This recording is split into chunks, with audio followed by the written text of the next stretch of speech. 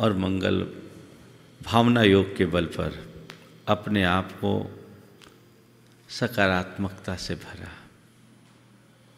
हमारी कोशिश होनी चाहिए कि हम हर पल सकारात्मक रहें। अपने आप को नकारात्मक विचारों से बचाने का ये बड़ा सम्यक तरीका है।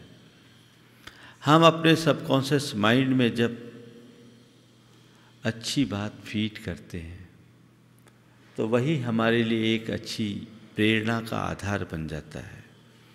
कल मैं जीवन के जागरूकता के संदर्भ में आप सबसे कहा था कि हम नकारात्मक सूचनाएं अपने मस्तिष्क में बहुत ज़्यादा अंकित कर लेते हैं। हमें चाहिए कि उनके स्थान पर हम अपने आप को सकारात्मकता से भरें।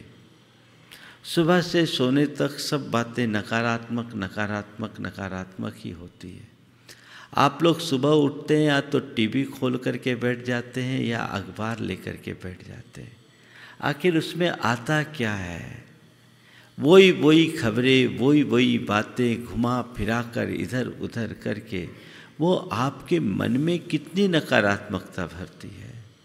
मानता हूँ विश्व की अद्यतन स्थितियों से अपडेट रहना आवश्यक और अपेक्षित है, लेकिन वो बात तो 10-5 मिनट में भी पूरी हो सकती है, लेकिन आप उसमें पूरा दिन लगा देते हैं। अपेक्षित सूचनाएं आप जितना जरूरी है उतना ही ले। अपने मन को गलत खुराक न दें।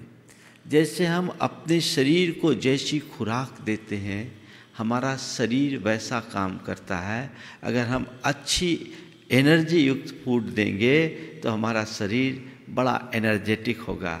वर्तमान में आपको ऐसे ही भोजन की ज़रूरत है जिससे आपकी इम्यूनिटी स्ट्रांग हो, पर यह मत सोचना कि एकाएक रातों रात इम्यूनिटी बढ़ जाएगी। उसके लिए समय लगता है, लेकिन खान पान पर आपको संयम रखना जरूरी है। हम ये जानते हैं जैसा हमारा भोजन होता है हमारा शरीर का स्वास्थ्य उससे प्रभावित होता है।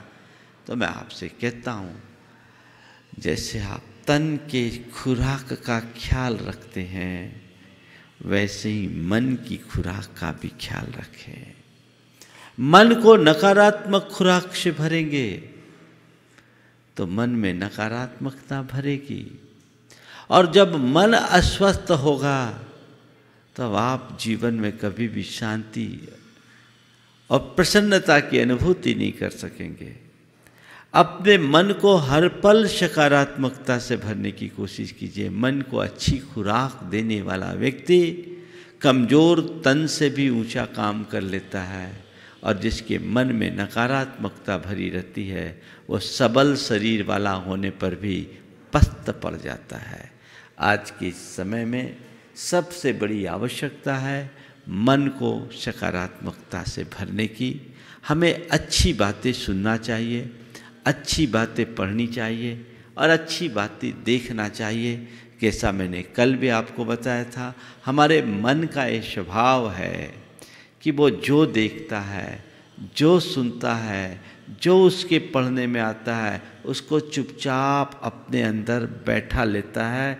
उसकी प्रिंट, उसकी छाप हमारे अवचेतन मन पर अंकित हो जाती है और वही कालांतर में चेतन मन से प्रकट होता है।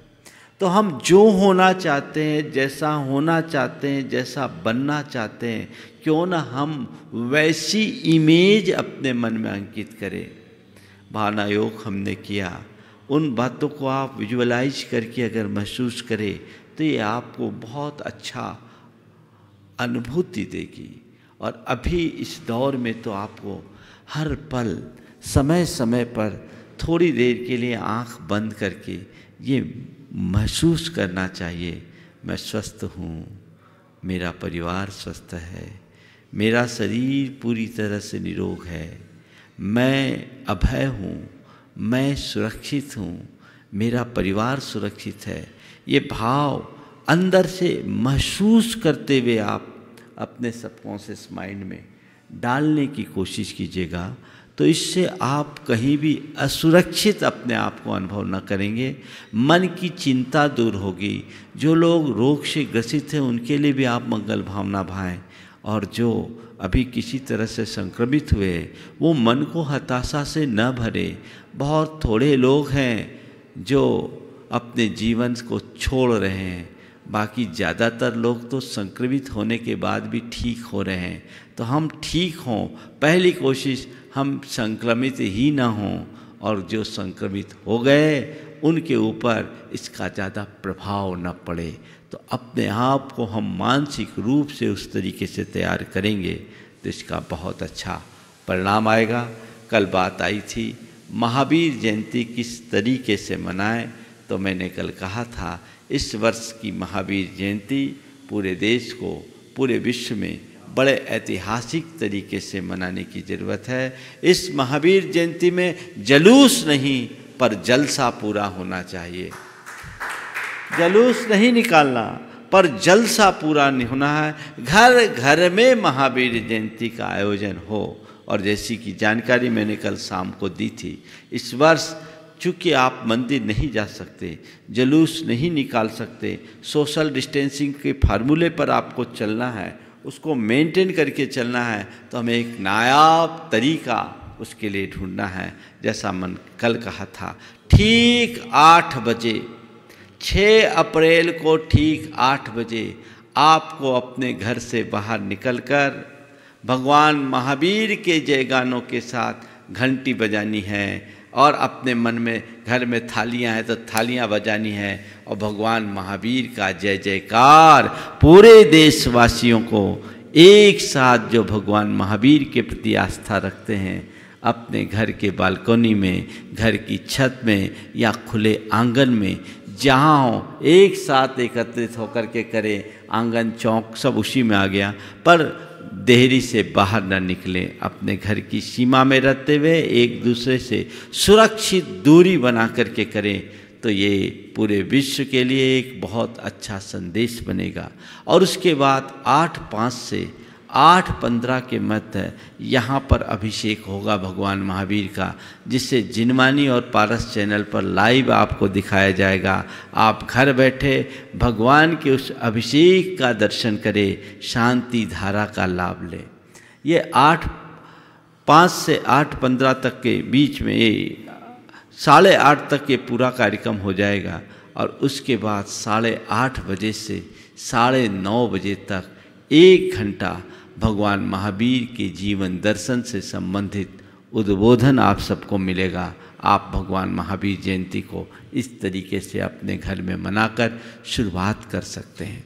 उस दिन मैंने कहा था 24वें तीर्थंकर भगवान महावीर की इस जन्म जयंती के दिन कम से कम 24 लोगों की मदद के लिए आगे बढ़े। हर कोई मदद करे, आगे बढ़े।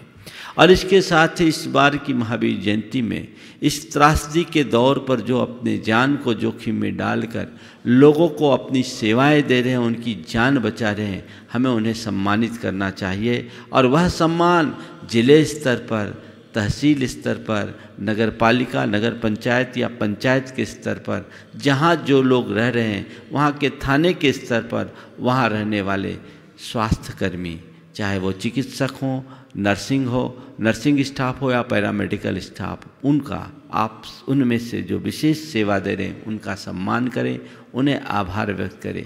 जो सफाई कर्मी हैं, स्थानीय प्रशासन से जुड़े, उनका सम्मान, और जो पुलिस प्रशासन है उनका सम्मान करने का कार्यक्रम जैन समाज को करना चाहिए, उनके प्रति आभार व्यक्त करना चाहिए। और सारे लोग के लिए मंगल कामना, हम अभिषेक के बाद मंगल भावना बढ़ेंगे। जो हमारा अभिषेक का कार्य होगा, सारे संसार के लोगों को स्वास्थ्य लाभ हो, सब सुरक्षित हो, इसलिए हम सब एक साथ सामूहिक मंगल भावना का भी पाठ पढ़ेंगे, जो हमारा अभिषेक के समापन के बाद होगा। उस दिन आप सबको ठीक शाम को 6 बजे फिर बाहर निकल करके भगवान महावीर की सामूहिक आरती करनी है। घंटी और वाद्य यंत्रों के साथ घर घर में भगवान महावीर के जयकार गूंजने चाहिए, भगवान महावीर की आरती हो। और फिर 6:20 से हम वापस संघ का समाधान में सम्मिलित होंगे। आप लोग उस दिन पूरे सोशल मीडिया में एक्टिव रहें, भगवान महावीर के संदेशों को जन जन तक पहुंचाएं और वर्तमान परिस्थितियों में भगवान महावीर के सिद्धांतों की प्रासंगिकता से लोगों को जोड़े, अवगत कराएं, उनके प्रति एक अवेयरनेस जगाएं। तो मैं समझता हूँ ये एक अनूठी महावीर जयंती होगी। ये संदेश सबको पहुँचा दें और सब लोग एकजुटता के साथ भगवान महावीर की जयंती का आनंद लें, ताकि हम इस दौर में एक अच्छा लाभ ले सकें। सभी को इस तरह का कार्य करना चाहिए। ये हमारे लिए एक बहुत ही अनुकरणीय पहल के रूप में होगी। हाँ, और उस दिन जो प्रश्न होंगे वो भगवान महावीर और उनके जीवन दर्शन से संबद्ध होंगे। आप उसका पूरा लाभ लेंगे। समय आप सबका हो गया है। बोलिए परम पूज्य आचार्य गुरुवर श्री विद्यासागर जी महाराज। बोलिए परम